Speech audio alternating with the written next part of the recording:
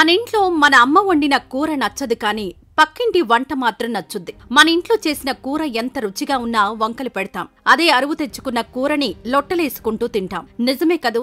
ఇదంతా ఇప్పుడెందుకు అంటే మన చుట్టూ ఎందరో మహానుభావులున్నా మనం గుర్తించలేకపోతున్నాం. మదర్ తెరీసా అంటే మనలో అందరికీ తెలుసు, కానీ దేవేందర్ మెహతా అంటే ఎంతమందికి తెలుసు? తెలియదు కదూ. అందుకే కూర సామెత చెప్పింది, ఒక్క వ్యక్తి జీవితంలో జరిగిన సంఘటన వల్ల కోట్లాది మంది వికలాంగుల జీవితాల్లో వెలుగులు నిండాయి. ఇక నడవలేమో అనుకున్న వాళ్లతోనే పరుగులు పెట్టించాడు. వీల్ చైర్లకే పరిమితమైన ఎందరికో చేయూతనిచ్చాడు. కుంటి అనే పదాన్ని కూకటి వేళ్లతో సహా పెకిలించిన ఆ నిస్వార్థ వ్యక్తి ఎవరో కాదు, డాక్టర్ దేవేందర్ మెహతా. ఏ ఆశ లేని మనిషి ఎలా ఉంటాడో నిలువెత్తు రూపం ఆయన. ఎవరికీ తెలియని ఆ గొప్ప వ్యక్తి గురించి ఈ రోజు వీడియోలో తెలుసుకుందాం. రాజస్థాన్లోని జైసల్మేర్ కలెక్టర్ గా పనిచేస్తున్న దేవేంద్ర మెహతా ఓ రోజు పని మీద కారులో వెళ్తుండగా ఘోర ప్రమాదానికి గురయ్యారు. ఆ ప్రమాదం తర్వాత స్పృహ కోల్పోయిన ఆయన కళ్లు తెరిచేసరికి హాస్పిటల్లో బెడ్ పై నడవలేని స్థితిలో ఉన్నాడు. ప్రాణాలకు ఏం ప్రమాదం లేదని చెప్పిన డాక్టర్లు కానీ అని చెప్పి సైలెంట్ అయ్యారు. ఎందుకంటే ఆ ప్రమాదం వల్ల ఆయన కాలు ఎముక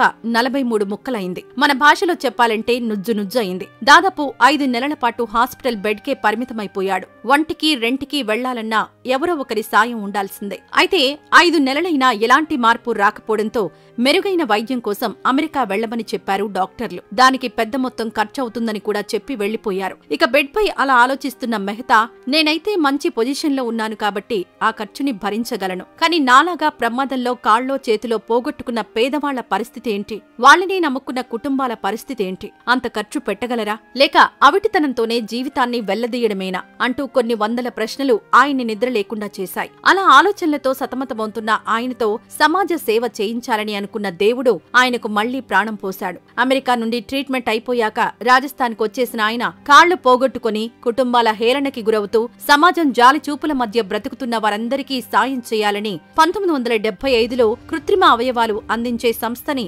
జైపూర్లో ఏర్పాటు చేశారు. అదే భగవాన్ మహావీర్ వికలాంగ్ సహాయతా సమితి.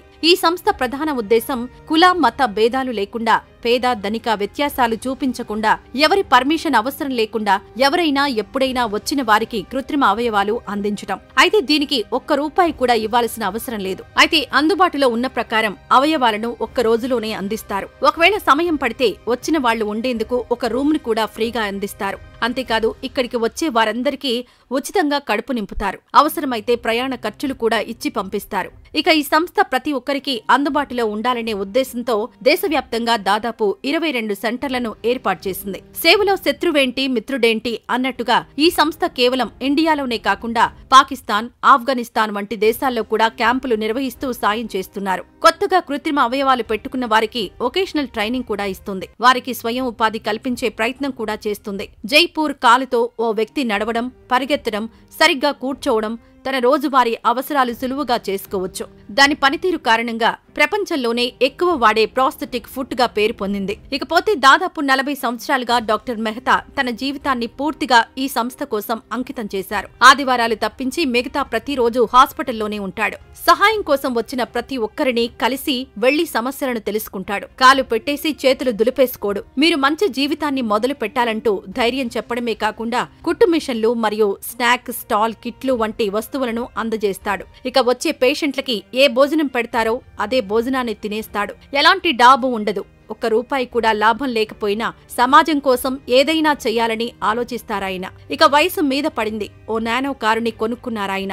ఇదంతా ఎందుకు అంటే, నేను ఇతరుల కోసం జీవించకపోతే ఈ జీవితం దేనికోసం అని చిన్న చిరునవ్వు నవ్వి ఊరుకుంటాడు. పేదలకు ఇలాంటి సేవలు అందించడంతో పాటు కృత్రిమ అవయవాలను తక్కువ ఖర్చుతో మరింత బాగా సర్వీస్ ఇచ్చే విధంగా తయారు చేసే ప్రయత్నం చేస్తున్నారు. ఇప్పటికే ఇండియాతో పాటు విదేశాల్లో ఉన్న ప్రముఖ కంపెనీలతో పొత్తు పెట్టుకున్న BMVSS తమ సంస్థలో ఈ అజెండాపై పనిచేసే R&D విభాగాన్ని కూడా ఏర్పాటు చేసుకున్నారు. అంతేకాకుండా కాలిఫోర్నియాలోని స్టాన్ఫర్డ్ యూనివర్సిటీ, కేంబ్రిడ్జ్లోని MIT, వర్జీనియా టెక్ యూనివర్సిటీ, మన దేశంలోని IITలు, ఇస్రో వంటి ప్రముఖ సంస్థలతో భాగస్వామ్యాన్ని పెట్టుకున్నారు. ప్రస్తుతానికి మా కృషి ఫండింగ్ పై ఉంది. ప్రభుత్వం ఇచ్చే ఫండింగ్ ఏమాత్రం సరిపోదు. అందుకు ఆర్థికంగా బలంగా ఉన్న పేషెంట్ల విరాళాలు కూడా ఉపయోగపడతాయి అంటారు మెహతా. అయితే ఇంత పేరు పరపతి వచ్చింది, మీరు సక్సెస్ అయ్యారు అంటే అంగవైకల్యం నుండి బయటపడి తమ అస్తిత్వాన్ని కాపాడుకుంటూ ఆర్థికంగా కూడా తమ పేషెంట్లు స్థిరపడ్డమే నా సక్సెస్ అంటారు దేవేందర్ మెహతా. ఇక ఆయన సేవా గుణానికి మెచ్చి 2008లో భారత ప్రభుత్వం